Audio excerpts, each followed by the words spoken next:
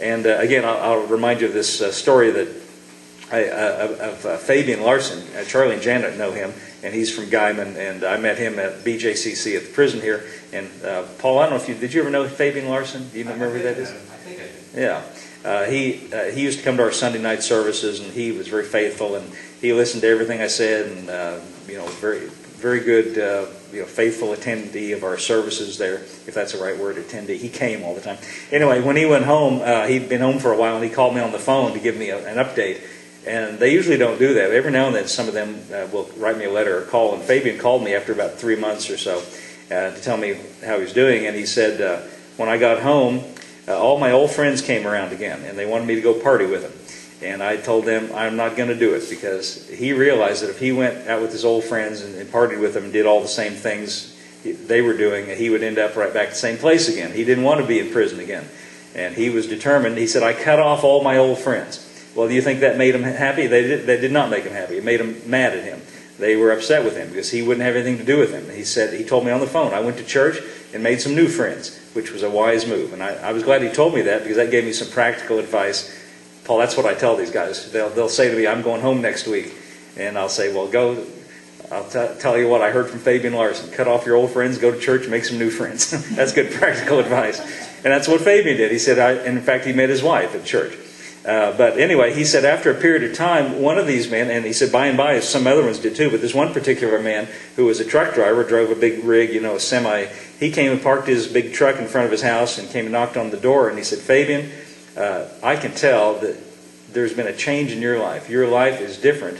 Something's different about you, and whatever, and he said this man began to cry, began to weep. He said, whatever you have, I need it too. I want the same thing. And Fabian said, I just crawled up in the cab and the truck with him and began to tell him, and best I could. Now, he's only been out for, 3 months or so, and he said, I didn't know exactly what to tell him, but I tried to remember all the things you said. That's what he said to me. And one of the things that came to mind is I remember that story about the pig. And I told him, he said, you can't fix your life. You can't change it by cleaning up the outsides. God's got to change it on the inside. And if you invite Jesus to come into your life, He will come in and clean you on the insides. And then once the insides are clean, the outsides will line up with it. And he said, that's what I want. So they prayed a prayer, invited Jesus to come into his life. And then Fabian told me on the phone, he said, I didn't know what to say after that. After we said amen, I didn't know what to tell him. And so I just said, well, praise God, brother, you're not a pig anymore. which I think is good. And that's true. But see, that points out the fact that it takes God to do it. And God does do it. The Pharisees here had a kind of righteousness that was man-made. They had a kind of, let me use this expression, they had a kind of compliance with the standards that was by human effort, that was man-made. And Jesus said, if we could think of it this way, He held them up in Matthew chapter 5 as the best example of that kind of human righteousness. And He said, unless you can have something better than theirs, you can't get into the kingdom of heaven. Unless, what could be better than theirs? I'm sure the ordinary people might have thought, well, what could be better than theirs is the one that comes from God.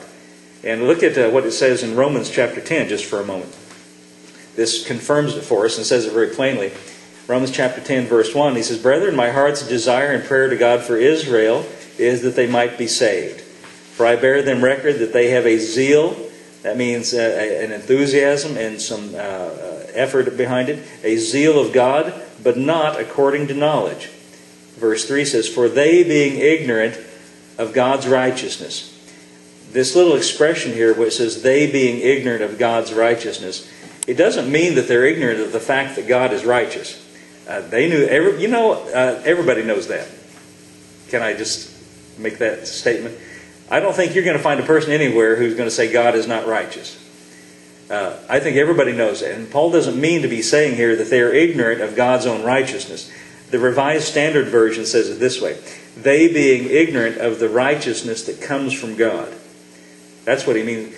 Ignorant of a righteousness that comes from God. Now remember what it means. It means a being in compliance with the standards of what is required. It comes from God. Now, as soon as I say it that way, being in compliance, we immediately think of ourselves. What do I have to do? What are the rules? What do I have to do to make myself right? But you see, that's what the Pharisees did. That was human righteousness. And he says here is a being in compliance with what God requires that comes from God. They being ignorant of God's being in compliance, God's way of putting us in compliance, ignorant of God's way of doing it, going about to establish their own. And you see, that's exactly what they were doing. Have not submitted themselves unto the righteousness of God, or the righteousness that comes from God. It seems like I remember the Message was good here. Could you give me the Message translation, Anton? They don't seem to realize that this comprehensive setting things right, that is salvation, is God's business. And a most flourishing business it is. Right across the street, they set up their own salvation shops and noisily hawk their wares. After all these years of refusing to really deal with God on His own terms, instead insisting on making their own deals, they have nothing to show for it. In other words, not letting God do it, they want to do it for themselves. Okay, go back to the King James again. This is an interesting verse in verse 4. They, ignorant of the one that comes from God, they want to establish their own. And look at verse 4. It says, "For Christ is the end of the law, for righteousness, to everyone that," and here's the key thought, "believes." That's all.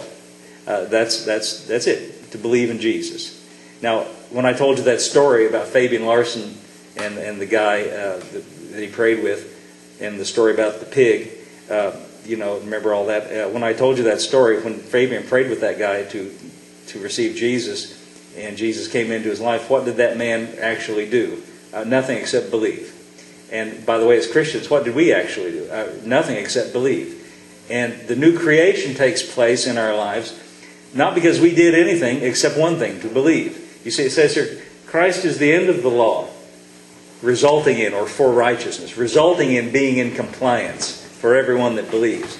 Now, we could say that the law is the making explicit of all the requirements. You see, I've preached grace for a long time, ever since I began to see this truth.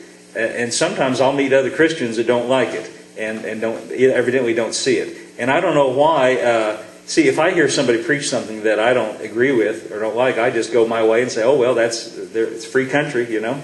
I'll say what I want, and they say what they want." Some reason, people that don't see this feel like they have an obligation to sit down with me and change my mind. And in this very building, back there inside that glass window there, a guy was in here, and he was mad at me. He was really upset too. I can tell when people are mad. I can sense that hostility. You know, I can feel that they're about to just punch my lights out, if you understand that expression. He was really upset, and because he didn't agree with this preaching of grace, preaching that God has to do it, you know, like I'm telling you this morning. And what he said to me is, well, we've got to hold up the standards for people. We've got to hold up the standards and show them what they've got to do. And I said, I disagree. I said, we've got to hold up Jesus and show what He's already done. Well, no, we've got to hold up the standards and tell people what. That's all he could see, is hold up the standards, you see. And then we all try to struggle and try to, claw our way up.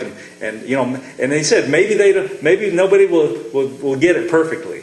But see, Jesus said, unless you have something better than the scribes and the Pharisees, can I say it this way? Unless you've got a righteousness that's perfect, how do you think? You can't get in there. You can't get in by human righteousness. It's like trying to fill up that chasm with a little bucket load. Well, we've got to tell people to bring more bucket loads. Well, I don't care how many bucket loads you bring. You can't fill up that infinite chasm between you and God.